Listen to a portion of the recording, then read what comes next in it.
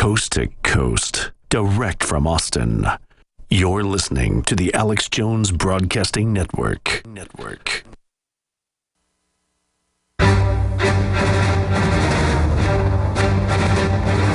Big Brother, mainstream media, government cover-ups.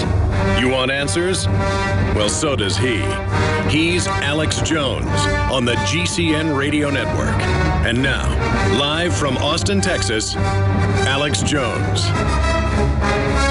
Welcome back to the Alex Jones Show. I'm David Knight, and we're going to try to get through Paul in New Jersey, Tom in Maryland, and Todd in Montana in this segment of Overdrive. But we were just talking to Sean in Pennsylvania. Go ahead, Sean. I want to get back to you and let you finish your point.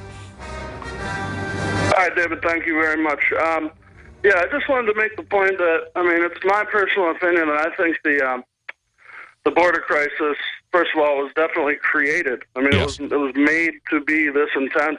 It was incentivized, situation all at once, part of Cloward Piven and stuff like that. But my point was that I believe that it is the implementation of the North American Union that was signed under Bush, I believe. Oh, yes. I just want to... They made it quite clear. We played that clip. Pelosi, one of the things she said when she went down there for a press conference is, we happen to have two people and there's just a border that runs through it. It's nothing really.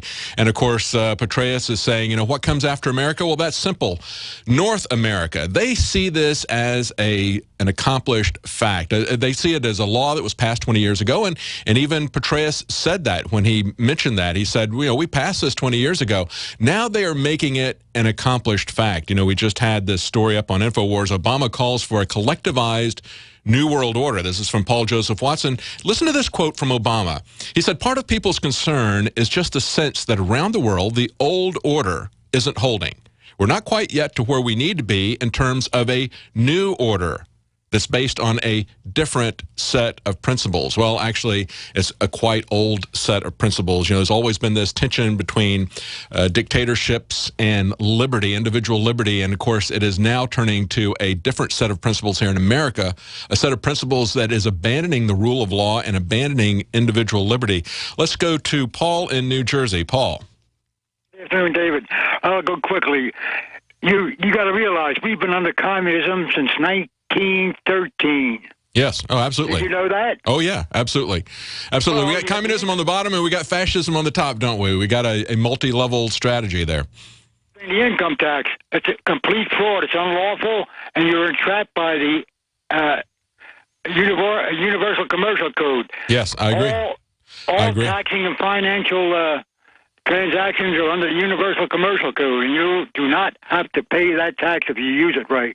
I agree. We all have to pick our fights. I pay my income tax because we have to pick where we're going to fight them and how we're going to fight them. And of course, there's been a lot of people that have pushed on that. And again, going back to what we were saying before, I think your best chance of getting that overturned is going to be fully informed juries. I don't think you're going to see any politicians go near that. Of course, we do have some saying that the income tax needs to be abolished, assuming that it was there legally in the first place. That's something we've not heard before. We heard Ted Cruz say that. That was something used to be only the libertarian candidates would say, and we would get harassed for saying that. Let's go to Tom in Maryland. Trying to run through these quickly. Thank you, Paul, for calling. Tom in Maryland, go ahead.